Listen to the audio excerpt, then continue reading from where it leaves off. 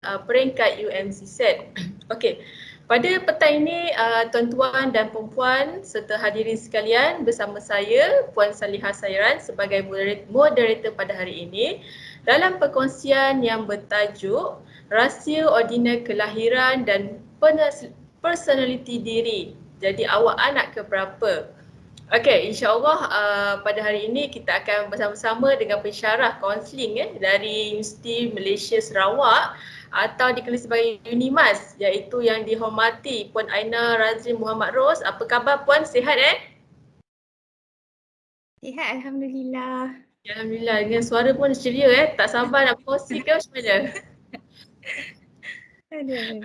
Okey, untuk makluman para hadirin sekalian, Puan Aina Razli Muhammad Ros merupakan seorang kaunselor berdaftar dalam masa yang sama ialah pensyarah di Jabatan Kaunseling Fakulti Sains Kognitif dan Pembangunan Manusia UNIMAS. Okey, kini beliau merupakan siswazah UNIMAS dan meneruskan pengajian di peringkat sarjana dalam bidang kaunseling pemulihan di University of Arkansas, Amerika Syarikat. Dan kini beliau menyambung pengajian ijazah kedoktoran dalam bidang kaunseling di Universiti Malaya. Okey, untuk makluman semua, semasa di luar negara, beliau berpeluang menerima latihan profesional dalam mengendalikan kes-kes berkaitan orang kurang upaya, isu permasalahan kesihatan mental serta penyakit-penyakit kronik dan kritikal.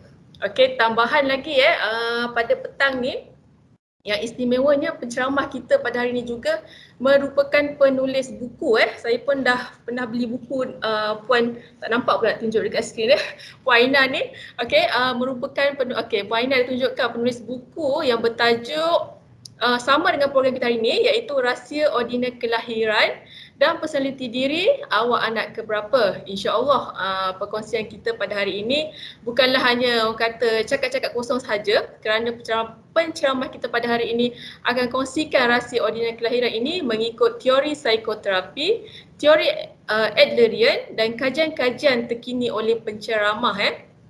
Jadi, suka untuk saya ingatkan para hadirin sekalian amatlah digalakkan untuk bertanyakan soalan melalui ruangan chat sekiranya terdapat persoalan tentang topik yang akan dikongsikan pada hari ini. Para hadirin juga digalakkan untuk mengikuti perkongsian sehingga akhir program lah. Okey. Para hadirin, seringkali kita mengandaikan atau merumuskan persepsi kita sendiri berkaitan maksud-maksud ordinal kelahiran ni. Okey, contohnya orang kata anak tengah ni kurang setia dalam percintaan berbanding anak sulung dan anak bongsu. Betul ke tak betul tu kita tak pasti. Dan anak sulung pula dikatakan lebih kerap cepat marah berbanding dengan anak-anak kelahiran lain. Itu dikatakanlah orang. Jadi disebabkan timbulnya persepsi macam inilah menyebabkan boleh wujudnya judgemental dalam diri kita untuk memahami orang lain. Betul atau tidak, jom kita rungkaikan. Jadi saya rasa tanpa membuang masa, dengan hormatnya saya menjemput Puan Aina Razlin untuk kongsikan topik kita pada hari ini. Dipersilakan Puan. Bismillahirrahmanirrahim. Assalamualaikum warahmatullahi wabarakatuh dan salam sejahtera. Terima kasih Puan Salihah dan terima kasih juga pihak UM atas jemputan pada hari ini, yang mana saya akan berkongsi mengenai rahsia ordinal kelahiran.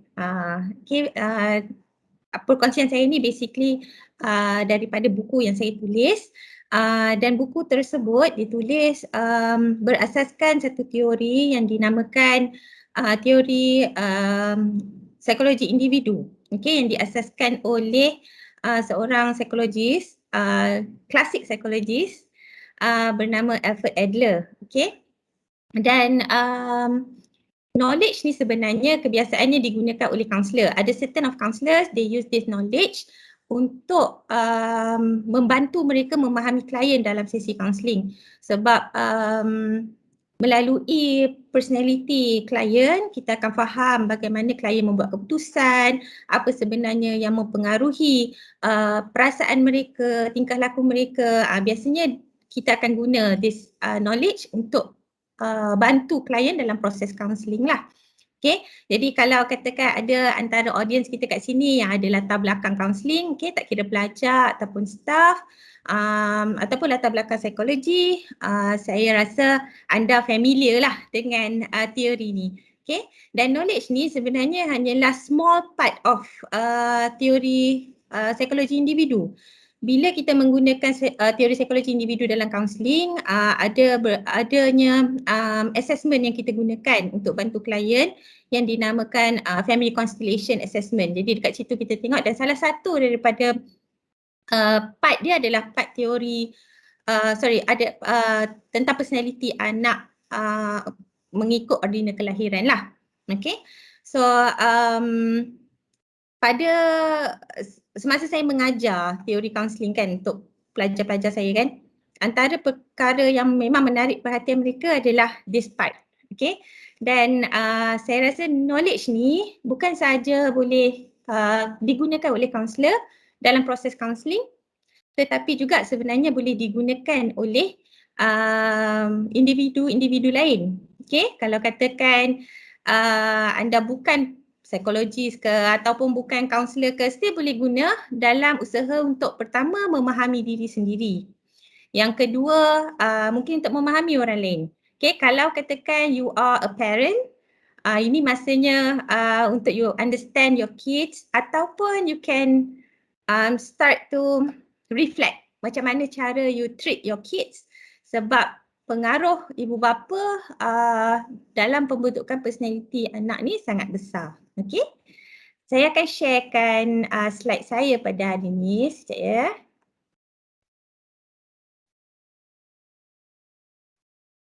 Okay. Baik, throughout this sharing, saya appreciate lah kalau katakan ada yang nak bertanya ataupun nak berinteraksi dengan saya. It will be lebih menarik lah perkongsian ni kan. Kalau katakan segan ke nak menggunakan mic ke untuk bercakap, boleh type di ruangan chat box lah ya.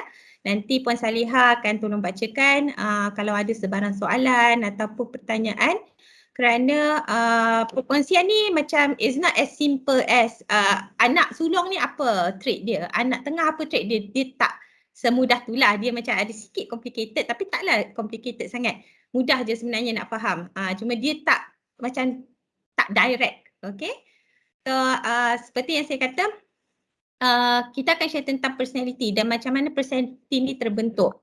Kalau kita faham tentang personality ni dia satu elemen yang kompleks lah dalam diri manusia.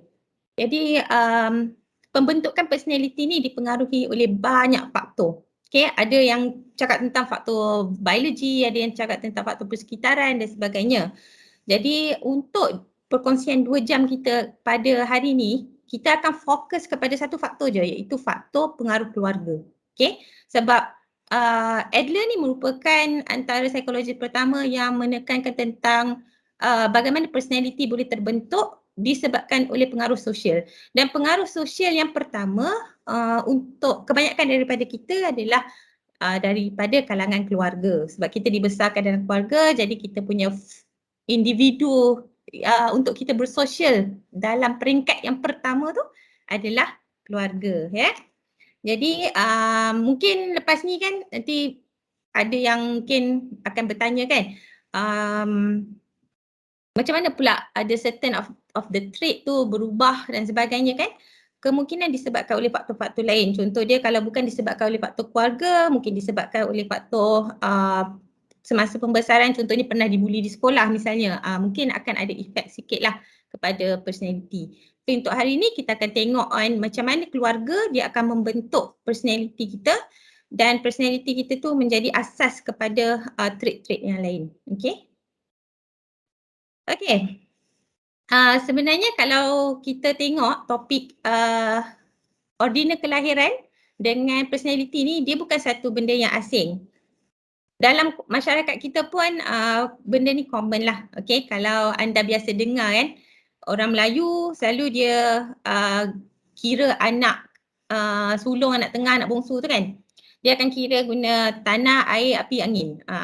Okay, kalau katakan ada 10 anak, ulanglah tanah, air, api, angin, tanah, air, api, angin, tanah, air. Macam tu kan. Jadi setiap, kalau tanah ni sifat dia adalah certain sifat. Okay, air ada sifat dia, api ada sifat dia, angin ada sifat dia. Okay. Jadi macam tu juga dengan masyarakat yang lain ataupun culture yang lain lah. Mereka percaya bahawa memang ada perbezaan personality berdasarkan ordinal kelahiran. Benda ni basically masyarakat sedar, walaupun kita dibesarkan dalam keluarga yang sama, parents yang sama, basically culture yang sama, tetapi pembentukan personality manusia tu boleh berbeza-beza. Dan di barat pun mereka realise perkara yang sama dan banyak kajian-kajian yang telah dibuat berdasarkan birth order ni dengan personality. In fact sejak abad ke-19 lagi. Mereka start to highlight yang firstborn ni, macam contoh je Sir Francis Galton. Sir Francis Galton ni adalah antara saintis yang terkenal lah. Dan beliau merupakan sepupu kepada Charles Darwin. Kalau tuan-tuan dan perempuan ingat kan, Charles Darwin, dia merupakan, dia terkenal dengan teori evolusi kan, yang manusia berasal daripada monyet kan. Jadi ni cousin dia lah. So cousin dia ni kata, firstborn has higher potential to become a scientist. So maksudnya pada zaman tersebut, bila kita sebut tentang saintis, saintis ni maksud dia seseorang tu ada IQ level yang tinggi lah. Okay. Jadi firstborn ni kebiasaannya mempunyai potensi yang lebih besar untuk berjaya. Itu Sir Francis Galton katalah. Dan perkara yang sama pun berulang-ulang juga. Dikata pada tahun 2010 misalnya kan, CNN ada report yang IQ level firstborn ni kebiasaannya lebih tinggi daripada siblings yang lain.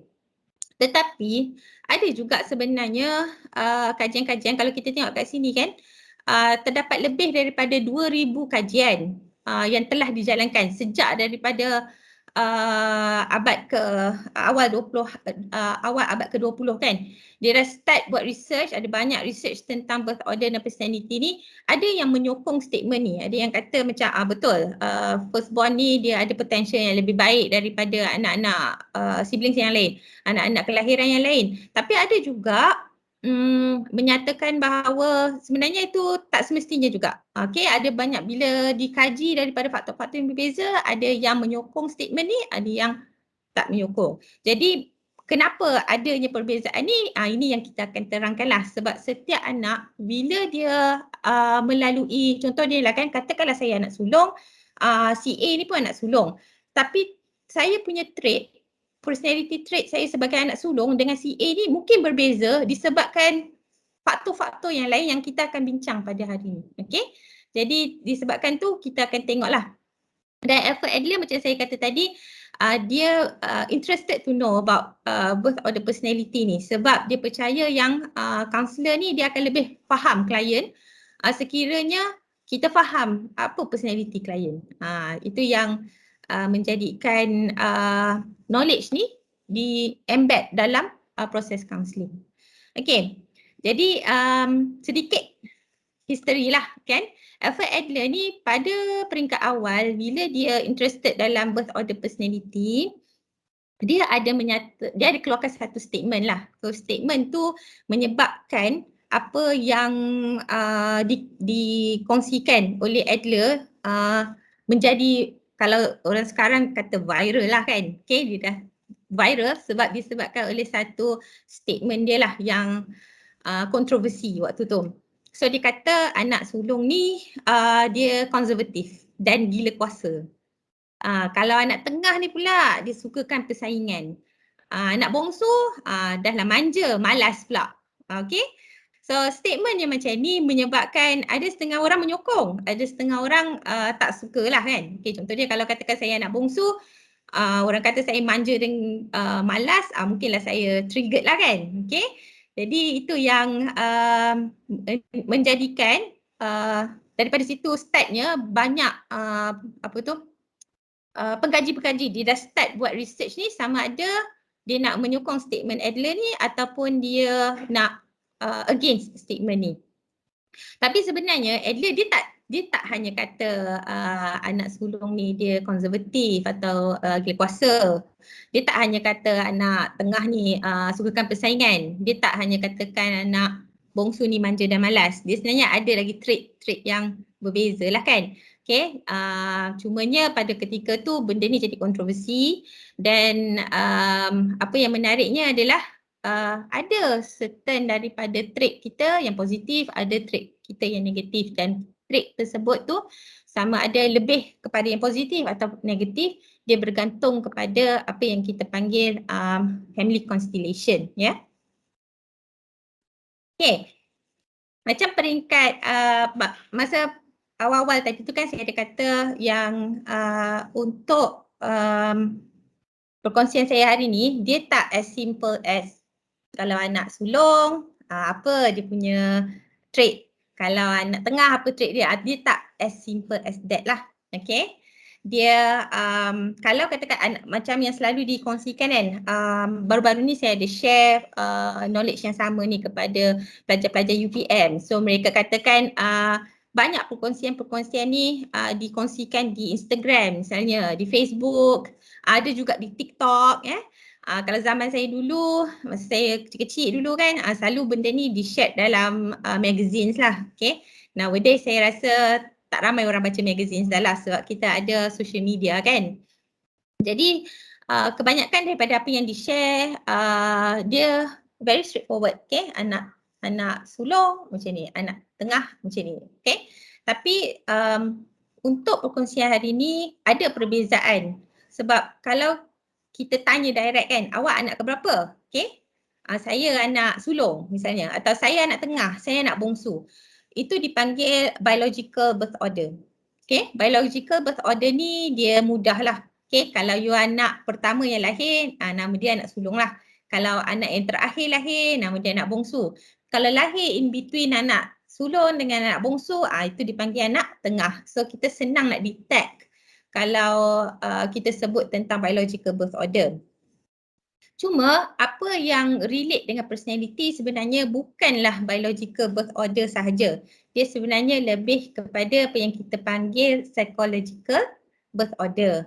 Dan psychological birth order ni basically dia berkaitan dengan bagaimana seseorang tu perceive kedudukan dia dalam keluarga.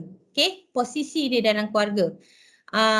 Dan ini sebenarnya yang menjadi asas kepada pembentukan personality. Now, your biological birth order dengan your psychological birth order boleh jadi sama, boleh jadi berbeza. Dia bergantung kepada beberapa variables yang saya akan share sekejap lagi. So, there are certain people yang dia dilahirkan sebagai anak bongsu tetapi dia ada trait anak sulung. Okay. Ada anak tengah pun macam tu. Dia anak tengah tapi dia ada trait anak bongsu. Jadi kita nak tahu macam mana personality kita, kita kena tahu apa kita punya psychological birth order. Okay, macam mana kita nak tahu? Kalau katakan tuan-tuan dan puan-puan berminat kan, nak tahu what is your psychological birth order, okay, saya akan share the variables dan variables ni, okay, ada beberapa variables dekat sini dan these variables throughout perkongsian saya you can reflect lah macam mana your position dalam keluarga. Okay. Okay. So sebelum kita masuk kepada birth order variables ni kan, kita kena faham pembentukan personality ni dari aspek teori individu psikologi ni lah. Okay. Kalau kita tengok pembentukan awal personality ni, bila seseorang tu lahir, okay, kehendak asas dia yang pertama sekali adalah untuk mendapatkan perhatian daripada ahli keluarga. Okay. Perhatian ni disebut sebagai dia nak mendapatkan posisi yang signifikan kita panggil. So posisi yang signifikan ni adalah posisi di mana dia rasa diterima, dia rasa kewujudan dia terlihat. Okay. So ada certain anak kan dia selalu kata ada certain individu selalu kata macam wujud tak wujud je aku dalam keluarga ni kan. Jadi itu perasaan dia lah, perasaan dia yang dia rasa mungkin kehadiran dia dalam keluarga tu tidak disedari, okay. Basically tak mendapat perhatian lah, itu yang dimaksudkan. Okay, jadi psychological birth order ni dia berkaitan dengan persepsi tersebut. Dan bila katakan kita strive untuk dapatkan posisi yang signifikan dalam keluarga, akan berlaku beberapa tindakan yang diambil, okay, oleh individu in order to get full attention ataupun perhatian ataupun diterima oleh ahli keluarga, okay. Jadi sebab tu kita tengok kan, macam contoh dia kalau katakan anak kedua misalnya, dia lahir sebagai individu yang awal-awal dia lahir dia dah ada seseorang yang menjadi pesaing dia dalam mendapatkan kasih sayang parents dia tadi. Jadi dia kena lakukan sesuatu supaya dia tak ketinggalan dalam mendapat tempat dalam keluarga. Sebab tu dikatakan anak kedua ni disukakan persaingan. Tetapi anak kedua ni tak semestinya sukakan persaingan saja. Okay? Kita akan tengok beberapa variables lah. Tapi apa yang saya nak tuan-tuan dan perempuan faham, asas dia adalah bila seseorang tu lahir, dia punya kehendak asas adalah untuk mencari posisi yang signifikan dalam keluarga. Dan bagaimana personality itu terbentuk, dia bergantung kepada respon ahli keluarga kepada dia. Okay? Kalau kata dia menerima respon yang baik, basically dia akan membentuk trait yang positif lah. Kalau katakan dia tidak menerima respon yang secukupnya, kemungkinan ada beberapa trait yang negatif akan wujud. Okay? Okay. Untuk kita tentukan apa kita punya psychological birth order, pertama kita kena tengok kepada age spacing. Okay?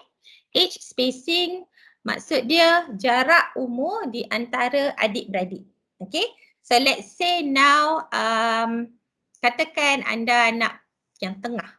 Okay? So anda kena tengok your age spacing antara antara you dengan adik-beradik atas. Okay? Contoh dia kakak ataupun abang. Okay? Jadi age spacing ni dikatakan terlalu rapat sekiranya kurang daripada 3 tahun. Okay? Kalau katakan jarak umur 3 tahun dan ke bawah, age spacing dikatakan rapat. Kalau katakan lebih daripada 5 tahun, okay, ada certain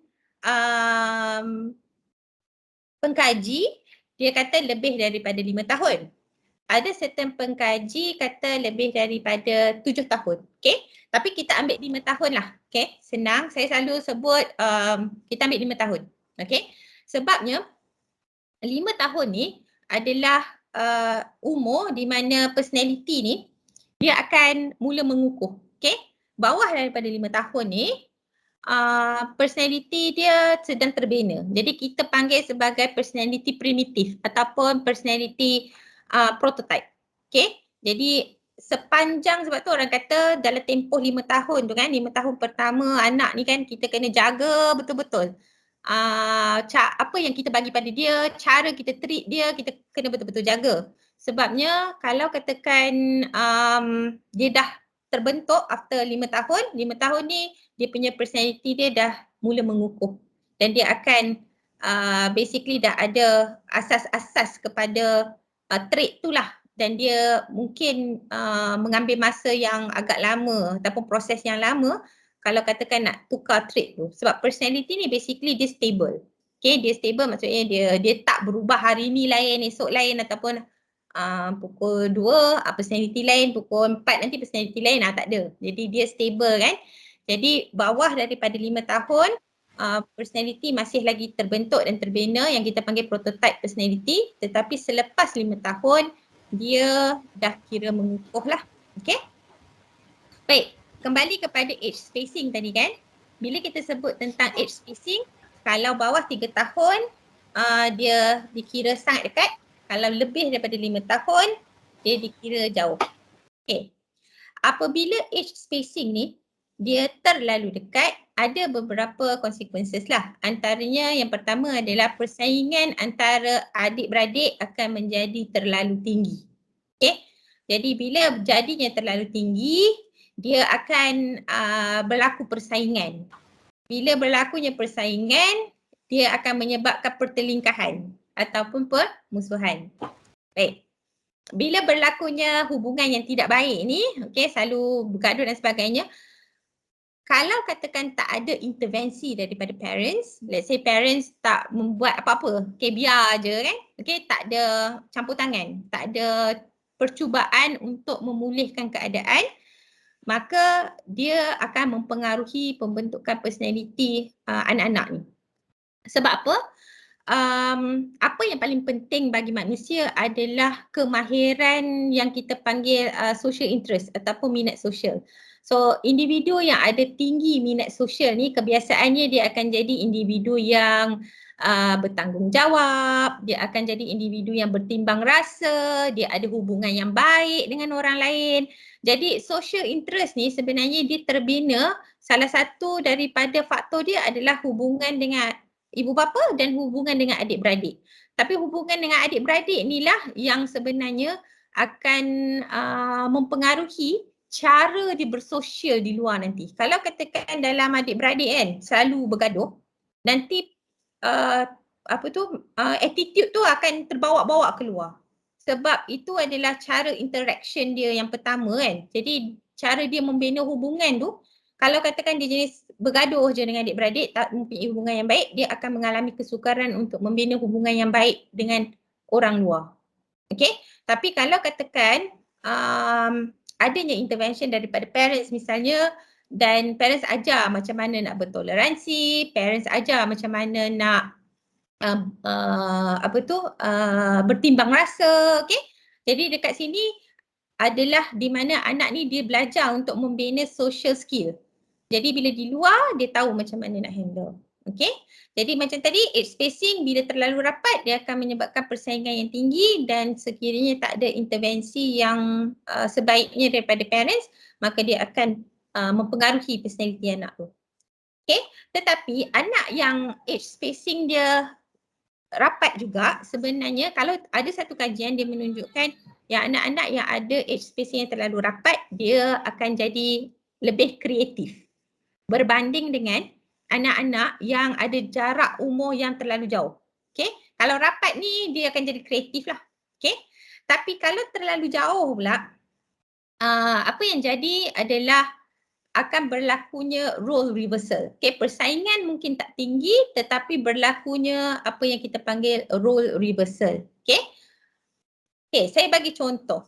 Kalau katakan, let's say katakan you anak tengah, okay? Jarak umur antara you dengan kakak atas, okay? 7 tahun, let's say, okay? Dan you ada adik bawah you which is jarak umur 3 tahun misalnya, okay? Jadi jarak umur yang berbeza tu tadi, dia akan melahirkan apa kita panggil functional firstborn, okay? Maksud dia walaupun you anak tengah tapi disebabkan jarak umur yang jauh tu tadi, dia akan melahirkan macam satu lagi keluarga baru. Dipanggil. Okay? Sebab kan ada kakak, abang yang macam lahir, okay ni era yang era-era 90-an. Yang ini era-era yang tahun 2000 ke atas. Okay? Jadi ada berlakunya spacing ni dan disebabkan tu berlakunya role reversal, dan role reversal ni dipanggil anak yang ada jarak umur yang jauh tu tadi, instead of dia jadi anak tengah, personality dia akan terbentuk sebagai anak sulung. Okay? Dipanggil functional firstborn. Alright? So bila berlakunya macam ni, kalau katakan anda adalah orang tersebut, okay, let's say you are anak tengah tetapi ada jarak umur lebih daripada 5 tahun, bila kita dengar tentang trait-trait ni nanti jangan dengar yang anak tengah je, dengar juga yang firstborn ni, sebab berkemungkinan anda ada trait anak sulung. Jadi kalau katakan you want to understand orang lain, kena ambil kira variable ni. Tak boleh sekadar tanya anak keberapa, anak tengah kan, anak keberapa, tak boleh ambil sekadar tu. Kena tahu apa age spacing dia sebab kita nak faham macam mana psychological birth order dia tadi. Okay, itu berkaitan dengan age spacing. Boleh faham ke so far? Kalau saya boleh dapat sikit respon. So far okey ke? So far okey Okey. Okey, boleh nampak slide? Boleh Boleh. Boleh. Okey. Alright. Kalau katakan jarak umur yang dekat tu tadi, okey. Jarak umur yang dekat pula pun boleh menyebabkan role reversal juga. Okey, kalau tadi kan jarak umur yang jauh kan. Kalau lebih daripada 5 tahun antara you dengan adik-beradik atas you, you might become you might become functional firstborn. Tapi kalau katakan jarak umur dekat pun boleh jadi juga role reversal. Okay? Selalunya berlaku di antara anak pertama dengan anak kedua. Okay? Macam mana dia berlaku, itu ada satu lagi variable yang kita panggil dethronement. Okay, sekejap lagi kita akan share. Kalau tuan-tuan dengan perempuan, anak pertama dengan anak kedua, kena extra dengar sikit sebab dia anak pertama dengan anak kedua ni dia ada special fenomena sikit yang dilalui. Kita panggil dethronement. Okay. Jadi sekiranya anak pertama dengan anak kedua ni, okay, katakan berlakunya apa yang kita panggil fenomena dethronement ni nanti saya akan explain apa tu, pun boleh berlaku role reversal di mana katakan you anak kedua, tapi walaupun you anak kedua, you macam take over anak pertama. Okay, ada beberapa variable dia yang lain lah, nanti kita akan tengok. Okay. Okay, variable yang kedua adalah the sex of each child ataupun susunan jantina dalam adik-beradik. Okay, susunan jantina ni macam mana? Let's say anda anak kedua, okay, atas abang.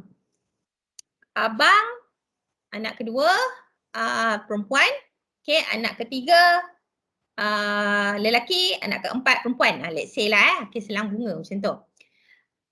Abang yang atas ni adalah anak sulung, okay, dan dia anak sulung lelaki. Saya anak kedua, okay, tapi saya perempuan kan. Jadi saya adalah anak sulung perempuan. Okay, anak sulung perempuan, kemudian yang ketiga ni anak tengah lah dan juga yang bongsu. Okay, so itu anak sulung lelaki dan anak sulung perempuan. Okay, walaupun saya anak kedua tapi disebabkan saya ni anak sulung perempuan, maka saya boleh membina trait anak sulung juga. Okay, let's say atas saya lelaki, abang, kemudian saya perempuan, anak kedua. Okay, jadi saya anak sulung perempuan kan. Kemudian adik saya lelaki, bawah tu lelaki. Saya seorang je perempuan. Okay, jadi saya adalah anak tunggal perempuan. Okay, jadi bila katakan kita nak tengok apa trait apa trait psychological birth order ni, saya kena tengok satu, saya kena tengok trait anak sulung, kemudian saya tengok trait anak tunggal. Trait anak sulung dengan trait anak tunggal ni tak banyak beza. Okay, cuma trait anak tunggal dia ekstrim sikit daripada trait anak sulung. Sebab anak sulung ni biasanya karakteristik dia lebih kurang sama dengan anak tunggal sebab dia pernah jadi anak tunggal satu ketika dulu. Tetapi dia kemudian dah ada adik. Macam itulah. Jadi dia punya trait tu boleh jadi mild sikit lah. Okay. Kemudian, saya nak cerita tentang yang age spacing tadi. Ada tertinggal sikit. Okay. Tadi kan jarak umur kan boleh berlakunya role reversal. Okay. Selain daripada tu, kalau katakan jarak umur, kalau kan katakan anak bongsu kan kebiasaannya, katakan jarak umur antara anak ketiga dan keempat tadi. Katakan kita ada 4 beradik kan. Okay, anak ketiga dengan anak keempat tadi. Katakan jarak umur dengan yang bongsu ni 7 tahun. Beza kan. Okay. Anak yang bongsu ni kalau ikut age spacing, dia boleh sama ada terbina ataupun karakteristik anak sulung juga, atau dia boleh terjadi juga karakteristik anak tunggal. Sebabnya jarak umur yang terlalu jauh ni kan, nanti abang dengan kakak dia ni kan dah start pergi bekerja atau start pergi belajar, sambung belajar, jadi dia seorang-seorang kat rumah kan, jadi dia boleh membina trait anak tunggal. Itu pun berkait dengan age spacing ni jugalah. Kemudian kita tengok on sex of each child, jantina. Kalau katakan you seorang-seorang anak lelaki atau seorang-seorang anak perempuan, maka trait yang terbina adalah trait anak tunggal perempuan atau anak tunggal lelaki. Apa trait dia nanti kita akan share. Okay? Tapi untuk masa sekarang, take note dulu apa you punya psychological birth order tu. Baru kita akan tengoklah apa trait-trait dia nanti. Okay? Kemudian kita tengok variable yang ketiga iaitu variable physical, mental or emotional challenges. Okay, kadang-kadang dalam adik-beradik kan ada some of adik-beradik dia mempunyai challenges tertentu. Contoh dia kalau katakan dia ada ketakupayaan. Okay, katakan yang sulung dia lelaki tapi dia ada ketakupayaan. Okay, dia ada mungkin dia ada severe disabilities lah. Okay. Kemudian saya yang kedua, okay, saya anak perempuan. Walaupun saya ni anak yang kedua, kemungkinan akan berlaku juga role reversal sebab anak yang pertama ni dia tak ada dia tak boleh nak take responsibility sebagai anak sulung. Jadi ada possibility bahawa anak yang kedua ni terpaksa take over ataupun menjaga yang pertama dan sebagainya, dia akan berperanan sebagai anak sulung. Jadi trait yang akan terbentuk adalah trait anak sulung. Okey?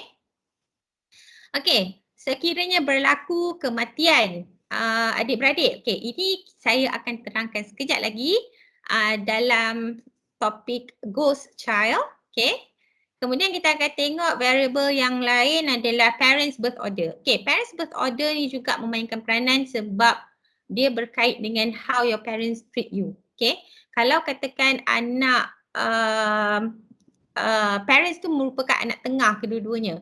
Jadi dua-dua tu ada trait anak tengah. Jadi cara dia treat anak berbeza dengan parents yang personality dia tu anak sulung. Okey, dia berbeza. Kemungkinan kalau katakan parents dua-dua sulung, dia a little bit strict dengan anak-anak, contoh dia. Okey, bila dia strict dengan anak-anak, jadi personality anak-anak dia tu pun akan terbentuk secara berbeza. Kalau katakan anak tengah mungkin dia lebih fleksibel dan sebagainya, jadi anak ni mungkin membentuk personality yang seakan-akan parents ni tadi. Okey, itu pun mempengaruhi juga. Dan ada kajian yang menunjukkan bahawa parents ni dia biasanya dia akan lebih memberi perhatian kepada anak yang mempunyai birth order yang sama dengan dia. Okey, kalau katakan dia anak sulung, dia biasanya dia akan prefer anak sulung. Okey. Dan ini disebabkan oleh secara tak sedar kan parents rasa macam anak tu dia ada persamaan dengan dia. Jadi dia ada preference towards anak ni. Jadi bila adanya perhatian parents terhadap seseorang anak ni, maka dia akan membentuk personality yang positif lah. Okay. Kemudian kita akan tengok adoption. Adoption ni nanti pun saya akan masuk kepada dipanggil special bond nanti. Parenting style. Okay, parenting style ni adalah cara your parents treat you. Okay, dalam kajian menyatakan kalau katakan parents yang strict, kebiasaannya dia akan menjadikan anak-anak ni membentuk trait anak sulung yang negatif. Okay, nanti kita akan tengok apa trait anak sulung yang negatif. Okay, kalau kata terlalu strict. Tapi kalau katakan parents ni dia mempunyai hubungan yang baik. Okay, hubungan yang baik dengan anak, dia akan membentuk trait atau personality yang sihat lah. Okay, dan parenting style ni juga dia ada mempengaruhi bonding tau. Kalau kita tengok anak perempuan dengan anak lelaki, dia biasanya dia kena ada hubungan yang macam cross relationship lah. Okay, kalau anak perempuan sangat-sangat digalakkan untuk ada hubungan yang baik dengan bapa. Kalau anak lelaki sangat-sangat digalakkan untuk ada hubungan baik dengan mak. Kerana apa? Okay. Parents ni, kalau katakan ibu, peranan dia lebih kepada membentuk anak untuk memiliki social interest yang tinggi. Jadi dia, sebab mak ni yang paling rapat dengan anak kan. Jadi yang first kali yang anak percaya usually mak lah. Okay. Dan mak ni dia biasanya akan bantu anak ni untuk bina hubungan yang baik. Dengan siapa? Dengan bapa dia yang first kali. Okay. Kemudian dengan adik-beradik yang lain. Okay. Dan anak lelaki yang baik dengan mak dia, biasanya dia akan membentuk personality seorang lelaki yang menghormati perempuan, yang melayan perempuan dengan baik. You know, dia ada respect towards woman. Dan anak perempuan yang ada hubungan baik dengan bapa, sebab bapa ni dia role model. Okay. Jadi anak lelaki biasanya akan melihat bapa ni. Okay, bapa ni macam mana dia treat mak dia, macam itulah dia akan treat future wife dia. Okay, ataupun dia akan treat perempuan-perempuan yang lain. Kalau anak perempuan pula yang mempunyai hubungan yang baik dengan bapa, biasanya dia akan membentuk self confidence yang tinggi. Okay. Tetapi sekiranya dia tak ada hubungan yang baik dengan bapa dia, biasanya anak perempuan ni dia akan lebih mudah kritik diri, ada low self esteem, dan sangat bahayanya bila dia dah start untuk search kasih sayang lelaki yang lain di luar. Itu kalau katakan ada bapa-bapa dekat sini kan, you have to be very careful lah. Okay. Mak pun sama, kena ada hubungan yang baik dengan anak lelaki. Taklah bermaksud kena abaikan anak perempuan, tapi maksud dia ada bonding yang baik dengan anak lelaki supaya dapat membina personality yang sihat lah. Okay. Dan kemudian kita ada satu lagi variable dipanggil two families blend. Okay, two families blend ni kebiasaannya sekiranya berlaku perceraian. Okay, bila berlakunya perceraian, usually anak ni dia akan build up satu trait di mana dia susah nak percayakan orang. Kerana pada peringkat dia kecil kan, family dia tu adalah dia punya first bond kan. Okay, bond, B-O-N-D. Okay. Jadi kalau katakan bonding yang macam tu pun tak dapat dipertahankan, maka dia akan ada anxiety ataupun anxious bila dikaitkan dengan bila hal-hal yang berkaitan dengan hubungan dengan orang lain. Jadi ada kemungkinan anak tersebut dia boleh mengalami kesukaran untuk membina hubungan dengan orang lain. Okay. Okay. So far boleh ke? Okay. Okay. Sebab saya, kita akan masuk kepada trait anak pertama lah ya. Ada ramai ke anak pertama kat sini? Saya. Ramai. Ramai anak pertama. Okay, anak pertama kena dengar lah dengan anak kedua. Okay, anak pertama dengan anak kedua kena dengar sikit sebab dia ada satu lagi fenomena yang dipanggil dethronement. Okay, sekejap lagi kita akan tengok apa tu dethronement. Okay, so anak pertama. Okay, anak pertama ni because the first is always special. Okay, bila anak pertama ni lahir, biasanya parents akan memberi penumpuan yang lebih. Okay, reason dia kenapa? Sebab dia first. Pengalaman pertama, okay, anak pertama, okay. Jadi bila dia lahir tu dia macam sangat precious. Right? Jadi parents kebiasaannya akan mempunyai satu dream ataupun impian untuk bagi yang terbaik kepada anak ni. Jadi everything yang dia dapat akan dapat yang istimewa lah. Okay?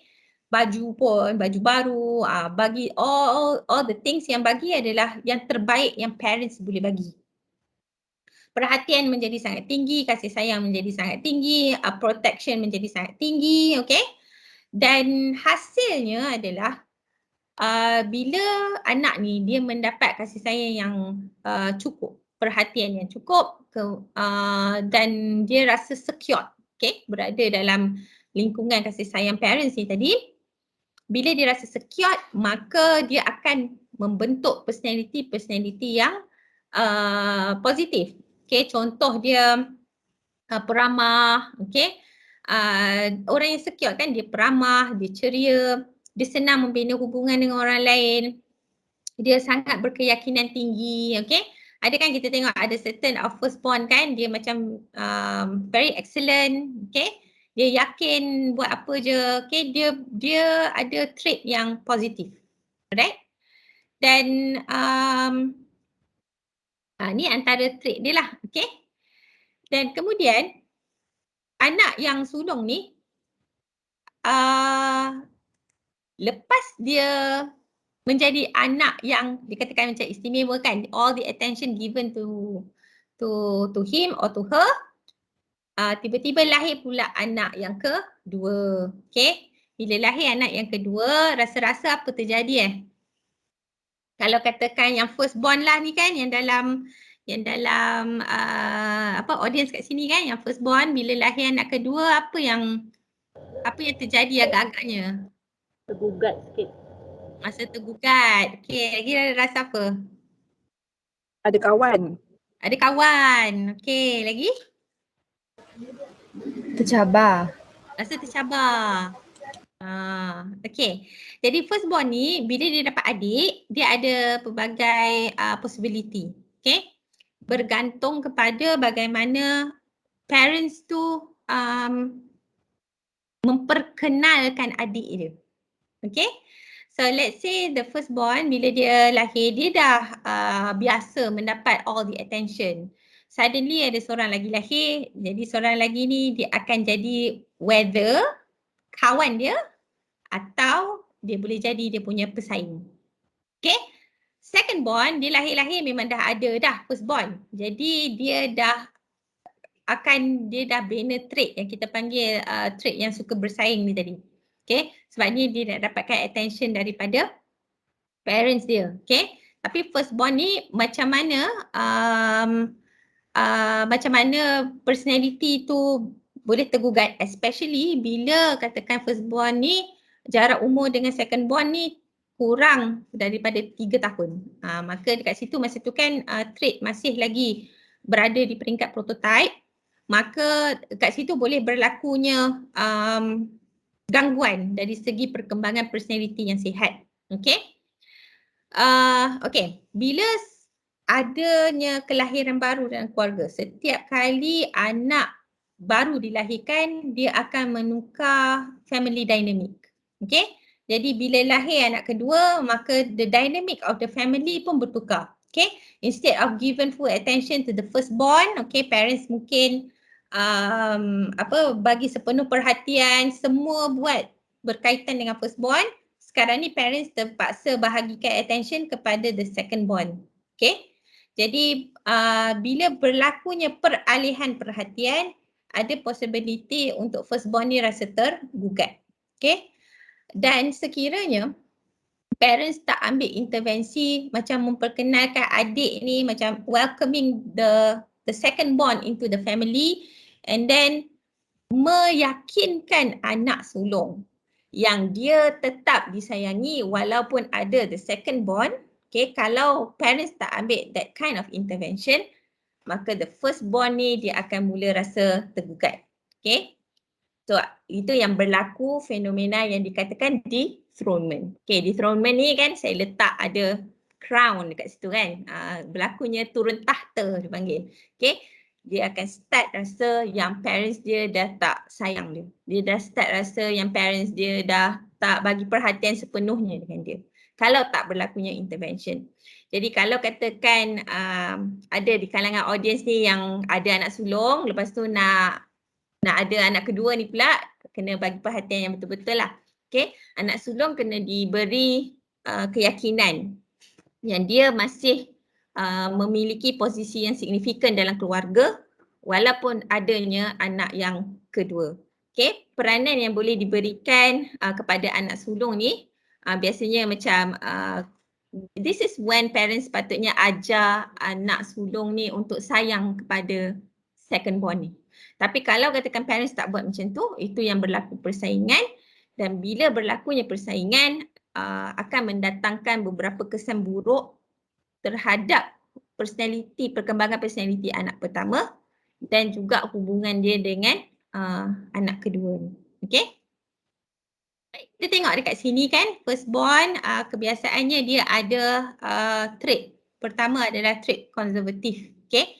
So trait konservatif ni basically adalah trait yang berkaitan dengan macam mana firstborn ni biasanya dia tak berapa sukakan perubahan yang drastik. Okey? Dan trait ni biasanya terbina disebabkan bila secondborn lahir kan, maka akan ada perubahan kan. So bila katakan anak sulung ni dia menerima perubahan dan perubahan pengalaman pertama dia dalam perubahan keluarga tu bukan satu pengalaman yang menyeronokkan atau pengalaman yang baik, maka dia akan membina trait konservatif trait ni. Dia tak sukakan perubahan sebab pengalaman yang lepas tu set dia dalam situasi yang tidak menyenangkan bila ada berlakunya perubahan. Tetapi sekiranya tidak berlakunya dethronement tadi, maka firstborn biasanya menjadi lebih fleksibel. Okay? Kemudian perfectionist. Okay, trait perfectionist ni pun antara trait yang sangat popular lah among firstborn. Biasa firstborn dia nak everything berada dalam keadaan yang tersusun, berada dalam keadaan yang perfect pada expectation dia. Okay, dan trait yang macam ni antara sebab dia adalah bila katakan parents ni dia dah ada second born kan. Jadi bila dia ada second born ni biasanya yang sulung ni parents akan start untuk ajar some responsibility. Okay, tetapi ada parents yang macam secara tak sedar dia bagi responsibility yang terlebih dan anak ni tak bersedia lagi untuk take that responsibility. Okay, jadi kadang-kadang parents ni dia ada tendensi untuk sebab dah ada dua anak instead of seorang anak, jadi parents pun penat dan sebagainya. Maka kadang-kadang tu parents macam ada macam marah anak sulung ni, kata macam kalau katakan before this tak kisah pun dia buat salah, tertumpah air ke dan sebagainya kan. Tapi sekarang ni bila dah ada dua anak, mungkin bila tertumpah air dan sebagainya tu parents penat dan sebagainya, jadi parents pun tegur, marah dan sebagainya. Jadi benda tu yang menyebabkan trait perfectionist ni akan mula terbentuk. Okay, ataupun parents kadang-kadang kata dekat anak sulung, kenalah tunjuk contoh yang baik dekat adik-adik. Jadi dia akan cepat untuk terbina rasa anxious, terbina rasa keinginan untuk become the best. Okay, sebabkan expectation parents tu tadi. Dia takut nanti dimarahi sebab anak ni bila dia kena marah dengan mak ataupun bapa, walaupun kita sebagai parents kan, kita marah anak padahal kita sayang je. Tapi anak ni dia perceive different ways. Okay, biasanya dia akan rasa macam dia ni terbuang ataupun terpinggir, diketepikan. Jadi untuk dia tak kehilangan posisi signifikan dalam keluarga, firstborn akan cuba untuk jadi as perfect as possible supaya dia nak memastikan yang dia masih ada tempat dalam keluarga. Okay, itu antara ni lah. Okay, trait sekiranya berlaku berlaku beberapa treatment yang tak berapa baik, okay, yang dia dapat daripada parents dia. Tetapi kalau katakan parents ni seorang yang macam very supportive, okay, dia berada dalam lingkungan keluarga yang sihat, maka bila dia dapat menerima second born dengan baik, dia akan membentuk personality yang sihat. Contoh dia kalau kita tengok kat sini, personality yang protector, okay, protektif lah dia, okay. Because dia anak sulung, dia lebih dewasa ataupun besar daripada adik dia, jadi dia ada tendensi untuk become protective. Okay, itu salah satu daripada trait yang positif lah. Kemudian trait yang suka bertoleransi kan, okay, tolerate. Itu pun salah satu daripada trait yang bagus. Okay, kerana mungkin parents ajar kan, adik kecil lagi, jadi adik kena you have to protect your adik, ataupun adik kecil lagi, dia masih tak faham. Okay, parents ajar untuk tolerate, maka kebiasaannya dia firstborn trait ni akan terbina dengan lebih positif. Okay, Tapi kalau katakan berlakunya dethronement ni tadi, pertama tengoklah kat sini ada berlakunya unharmony relationship with the second born, okay. Kemudian biasanya first born yang rasa diketepikan, dia rasa macam parents dia tak sayang dia. Kadang-kadang dia bukan parents tak sayang tau, it's just the perception. Sebab tu saya kata tadi psychological birth order ni dia about bagaimana dia perceive kedudukan dia dalam keluarga. Jadi kalau dia rasa dia tak diterima, dia diketepikan dan dia terpinggir ataupun posisi signifikan dia dalam keluarga dah hilang, okay, itu yang kita panggil dethronement ni tadi, maka dia akan bentuk this negative trait lah. Macam ada high self critic, okay, hot tempered, tu yang orang kata orang anak sulung ni cepat marah, baran kan, okay. Ada low self esteem, okay, afraid of close relationship, afraid of changes, okay, jadi sensitif dan ragu-ragu ataupun hesitant.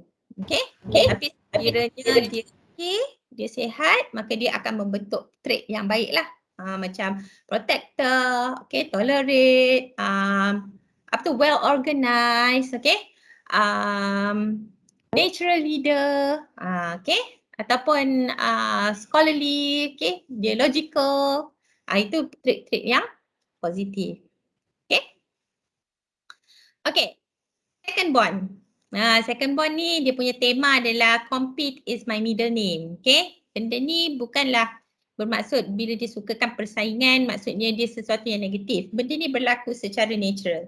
Bila dia nak mendapat tempat yang signifikan dalam keluarga, dia memang kena ambil beberapa tindakan supaya dia nak pastikan yang dia berada dalam posisi yang penting juga dalam keluarga. Ada soalan ke? Belum lagi Puan, ada rasa ada interrupt tadi. Oh, okay. Okay, so katakan bila second born lahir, biasanya itulah yang dia akan buat. Dia akan mengambil beberapa tindakan in order to get the significant position in the family. Okay, jadi biasanya second born ni dia akan tengok first born. Okay, dia akan jadikan first born ni sebagai dia punya tanda aras.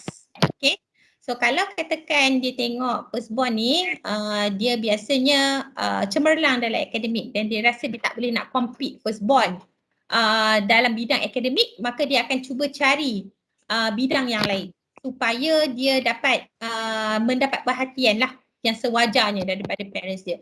So mungkin dia akan explore bidang yang lain, contoh dia explore bidang music ke, atau dia try to explore bidang bidang-bidang yang mungkin firstborn tak explore. Jadi kalau firstborn dia boleh cemerlang dalam akademik, mungkin secondborn dia tahu dia tak boleh nak beat dalam akademik, jadi dia akan beat dalam bidang yang lain. Tapi kalau katakan dia rasa dia boleh beat firstborn ni, so dia akan try to beat lah. Okay, so keadaan ni because anak kedua ni dia memang ada trait suka compete. Jadi anak sulung ni kadang-kadang dia tak bersedia untuk this type of competition. So bila anak sulung ni dia rasa dia kalah, okay, dekat situ berlakunya dethronement tadi. Okay, jadi dia akan membentuk personality yang macam rasa rendah diri dan sebagainya. Tapi kalau katakan berlakunya persamaan treatment ataupun dia mungkin akademik dia cemerlang, second born ada dia punya own kelebihan dan sebagainya, maka kemungkinan tidak berlakunya dethronement. Okay, kita tengok the second born. Second born memang naturally dia seorang yang energetic. Itu salah satu daripada kelebihan second born yang memang kalau saya rasa ini trait yang sangat menarik lah tentang second born. Dia selalu energetic, okay, dan dia seorang yang kompetitif. Dan seperti yang saya kata tadi, kompetitif ni tidak semestinya buruk. Okay, dia bukanlah bermaksud kompetitif ni orang yang macam suka bersaing dan suka macam merendah-rendahkan orang, tak. Kedua-dua trait ni adalah trait yang dipanggil kelebihan trait kepada second born ni. Dan ini menyebabkan second born ni bila dia berada di luar, dia akan successful dalam bidang-bidang dia sebab dia ada these two trait yang sangat penting, which is energetic dan kompetitif. Dan relate dengan yang kompetitif adalah self-comparing.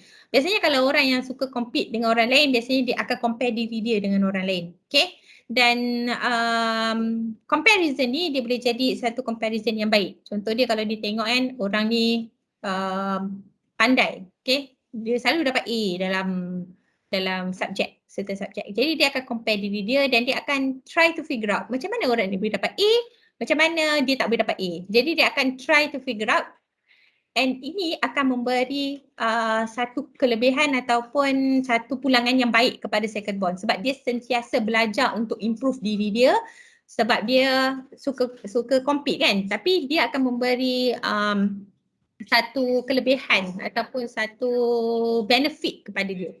Okay?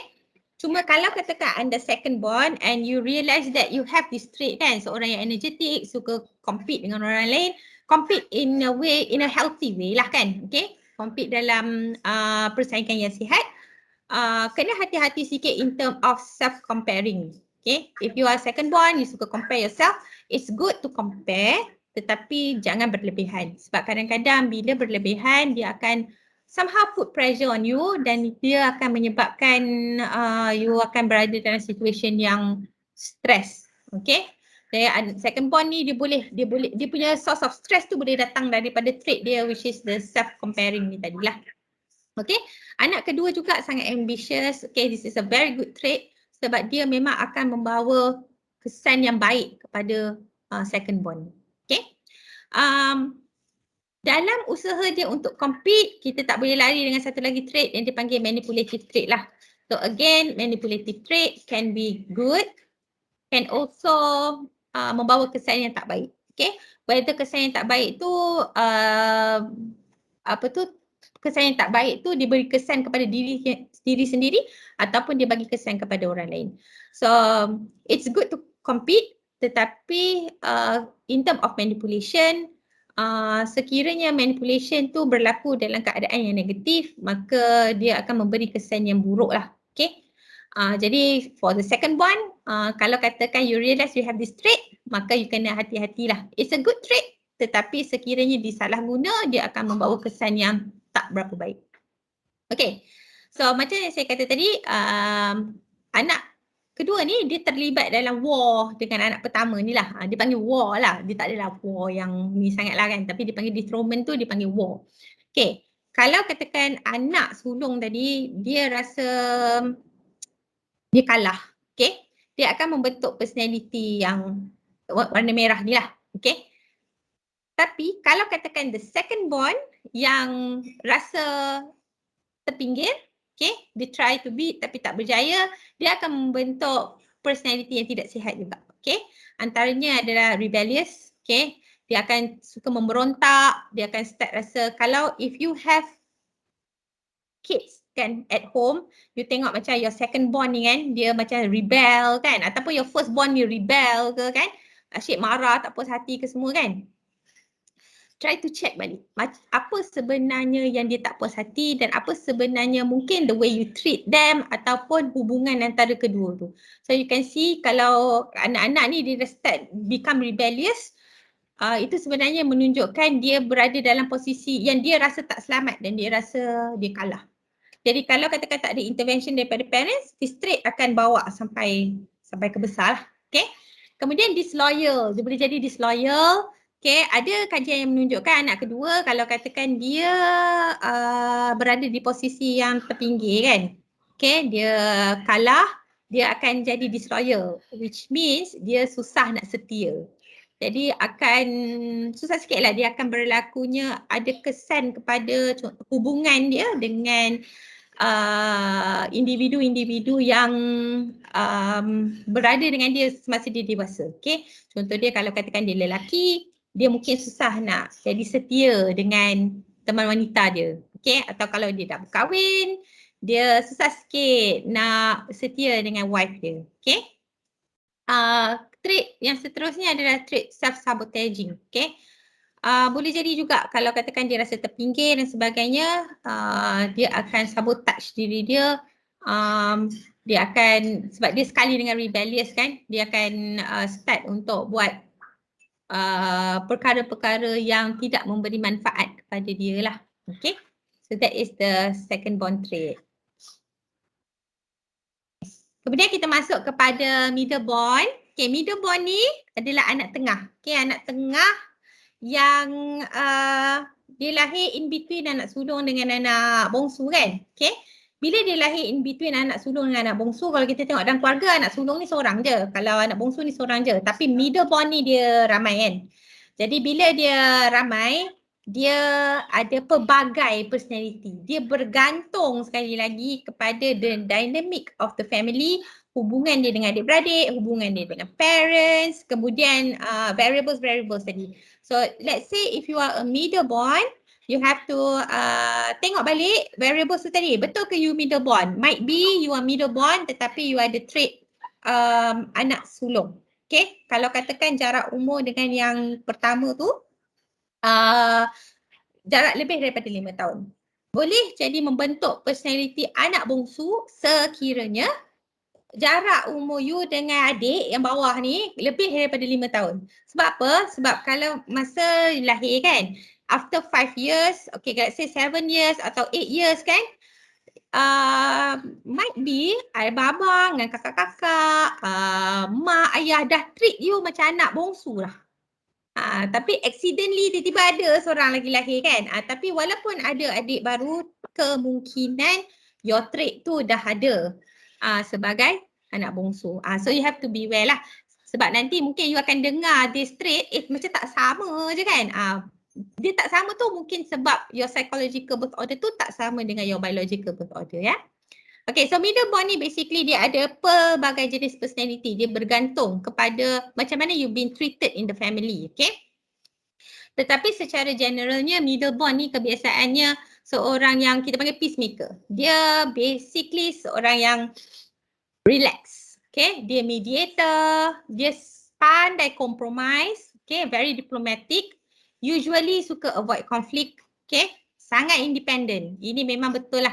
Okay, loyal to peers dan middle born biasanya ada banyak kawan, okay? Okay, secretive ni nanti saya akan ulas. Kemudian used to not having attention. Okay, middle born ni dia tak mendapat perhatian yang tinggi seperti mana anak sulung dapat dan juga anak bongsu dapat. Okay, anak sulung ni dia dapat perhatian yang tinggi sebabnya dia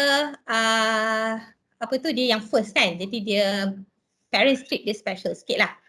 Bongsu pun sama. Dia ada perhatian yang tinggi. Sebab apa? Sebabnya dia yang paling kecil in the family. Jadi attention selalunya akan dapat dekat dia. Middle born ni dia antara dapat tak dapat. Ada tak anak middle born kat sini? Saya. Ada tak yang rasa macam tak berapa macam mana macam kalau dapat attention okey, tak dapat pun tak apa. Ada tak yang rasa macam tu? Ada. Ada yang rasa macam tu kan? Kan certain middle born, okey biasanya bila dia tak dapat attention yang tinggi, walaupun attention yang tinggi tak dapat tetapi dia ada kelebihan lain. Disebabkan keadaan dia tidak menerima attention yang banyak, maka dia akan membentuk trait yang saya kira sebagai positif. Okay? So biasanya anak tengah ni dia very independent. Itu kelebihan yang paling popular lah. Okay, anak tengah ni dia pergi mana-mana pun insyaAllah dia hidup. Okay, dia banyak kawan, dia pandai bina hubungan dengan orang lain. Sebabnya kalau kita tengok kan, kalau katakan you anak sulung ke ataupun anak bongsu ke, cuba tengok anak tengah dalam keluarga. Biasanya mereka ni paling banyak kawan. Mereka senang nak ada kawan. Sebabnya dekat rumah mungkin dia tak dapat enough attention kan. Jadi dia buat hubungan dengan luar sana. Jadi disebabkan tu dia pandai membina hubungan dan dia sangat banyak kawan. Itulah yang menyebabkan dia pergi mana-mana pun usually dia akan disenangi. Okay, middle child ni selalunya disenangi. Dia tak suka gaduh, dia relax je. Okay, dan okay, kenapa secretive? Secretive ni dia berlaku disebabkan apa yang kita panggil burn child reaction. Okay, burn child reaction ni dia terjadi sebab kan bila middle born dia tak dapat attention yang secukupnya. Jadi dia daripada kecil dia tak biasa nak bercerita tentang diri dia. Sebab dia rasa tak ada orang pun nak dengar. Jadi disebabkan tu akan wujudnya satu reaction yang dipanggil burn child reaction. Jadi burn child reaction ni dia membentuk trait yang kita panggil secretive trait ni tadi. Okay, dia jadi seorang yang perahsia, dia boleh jadi seorang yang pemalu, okay, dia tak banyak cakap, dia boleh jadi pendiam, okay. Tapi ada juga middle born yang peramah. Sebab tu saya kata tadi trait anak bongsu, trait anak middle ni dia berbeza-beza sebab dia bergantung kepada macam mana family trait dia, okay. So ada juga middle born ni yang peramah, yang memang ramai kawan, okay. Tapi ada juga yang perahsia, ada juga yang pemalu. Okay. Kemudian kita tengok last born, which is the baby of the family. Okay, ni anak-anak bongsu. Ada anak bongsu kat sini? Anak bongsu ada kat sini? Ke tak ada? Ada. Ada. Okay, anak bongsu kat sini kan. Kita tengok anak bongsu ni biasanya the baby of the family. Okay. So the baby of the family biasanya kalau anak yang bongsu, dia mendapat perhatian yang tinggi. Bila dia dapat perhatian yang tinggi, kasih sayang yang tinggi kan, biasanya dia akan membentuk certain trait yang positif. Contoh dia seperti trait charming, okay. Dia seorang yang penyayang, okay. Dia seorang yang suka mengambil berat. Sebab apa? Manusia ni dia akan belajar melalui bagaimana family members dia treat dia. Okay. Sekejap sekejap.